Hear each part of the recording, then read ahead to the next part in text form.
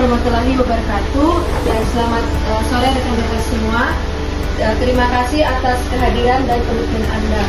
Baik, kita akan melanjutkan rapat kita pada sore hari ini, yaitu mengenai respon pasca gempa di Provinsi Sanu-Baru. Sesuai arahan dari Pusat Krisis Kesehatan, kita perlu segera menyusun rencana intervensi, monitoring, dan evaluasi terkait respon gizi di Provinsi Sanu-Baru. Informasi dari kajian cepat multisektor sudah diterima dan kita akan membahas setiap poin secara detail untuk menentukan prioritas. Baik, yang pertama terkait suplementasi gizi. Laporan menyebutkan bahwa suplementasi vitamin A dijadwalkan bulan depan, tetapi Vitalila dan Formula Mix sangat terbatas, terutama di Kabupaten Rawang. Bagaimana tanggapan dari pihak Kemenkes? Terima kasih Koordinator. Dari tim Kemenkes sendiri itu sudah memastikan bahwa vitamin A akan tetap diberikan sesuai jadwal bulan depan. Namun distribusi Vita dan Formula Mix masih terkendala logistik. Kabupaten Rawang menjadi prioritas utama karena laporan menunjukkan kasus gizi buruk yang tinggi di sana. Baik, kami akan segera menyusun prioritas distribusi tambahan untuk Vitalila dan Formula Mix ke Rawang. Kami juga akan mengkoordinasikan pelatihan tambahan bagi tenaga kesehatan terkait penanganan gizi buruk. Kami siap membantu menyediakan pelatihan bagi tenaga kesehatan di Rawang, dan meski jumlah tenaga kesehatan terlatih di lokasi tersebut masih sangat terbatas.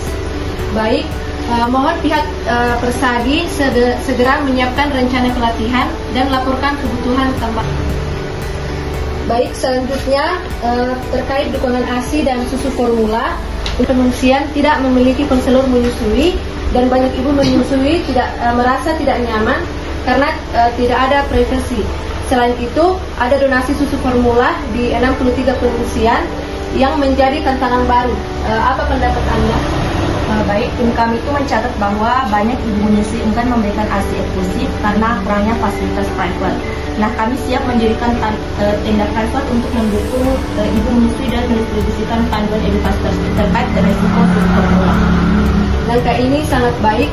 Pihak Dompet Bencana, bisakah Anda membantu penyediaan konselor menyusui? Baik, dari tim kami itu akan mengkoordinasikan 20 konselor menyusui yang dapat ditugaskan ke pengungsian prioritas. Dari tim Kemenkes juga sudah mengedukasi masyarakat melalui media massa terkait bahaya penggunaan susu formula yang tidak tepat dan menyediakan alternatif bagi bayi yang benar-benar membutuhkan. Baik, fokus kita sekarang adalah mendorong pemberian ASI eksklusif dan menekan distribusi susu formula yang tidak tepat.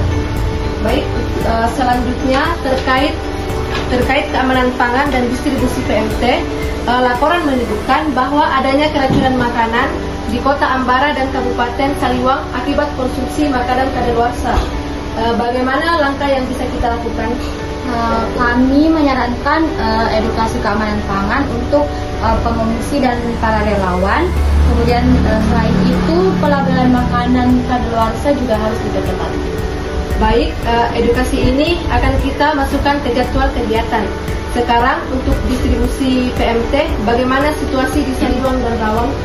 Jadi, situasi di Saliwang dan Rawang itu terkendala transportasi dan gudang penyimpanan, di mana banyak kardus PMT yang dibiarkan di luar sampah pelindungan. Kita akan segera memperbaiki sistem transportasi dan gudang penyimpanan. Mohon pihak Dompet Bencana untuk membuat laporan rinci terkait jumlah PMT yang rusak atau tidak terdistribusi. Baik, untuk selanjutnya mengenai sanitasi dan air bersih, laporan di sini menyebutkan bahwa 54 pengungsian tidak memiliki akses terhadap sanitasi dan air bersih. Bagaimana kita dapat menanganinya? Baik, tim kami siap mendirikan fasilitas sanitasi sementara dan mendistribusikan air bersih ke pengungsian prioritas. Namun ini memerlukan dukungan logistik dari subklaster lainnya. Kami akan berkoordinasi dengan subklaster sanitasi. Fokus kita sekarang adalah memastikan bahwa akses air bersih di lokasi dengan tingkat risiko tertinggi. Baik, untuk pembahasan selanjutnya mengenai dapur umum dan dukungan penyandang disabilitas. Terkait dapur umum, laporan menyebutkan bahwa makanan khusus bayi dan anak atau MPASI belum tersedia. Bagaimana usulan dari pihak Universitas Sanubarijaya? Baik, kami menyarankan pendirian dapur khusus bayi dan anak di pengungsian dengan beban populasi tinggi, dan juga kami siap membantu menyediakan pelatihan bagi para relawan terkait pengolahan MPASI. Langkah yang sangat baik. Dimohon untuk segera menyusun jadwal pelatihan untuk relawan dapur umum.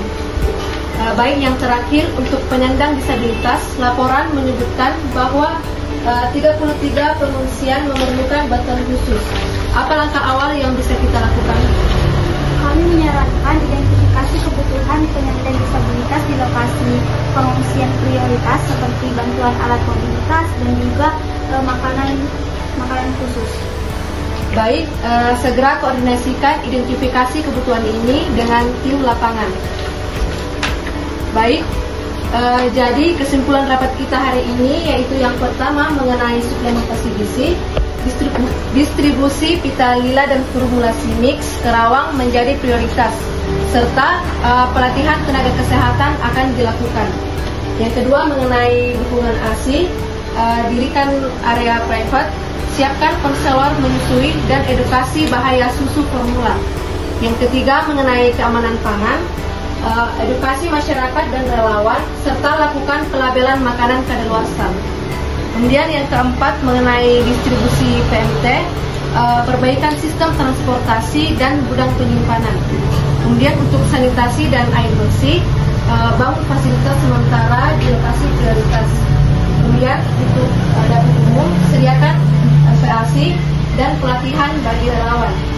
Dan yang terakhir untuk penyandang disabilitas, identifikasi kebutuhan khusus mereka di pengungsian. Kami akan mengevaluasi perkembangan 2 hari ke depan. Terima kasih atas kerjasama Anda semua.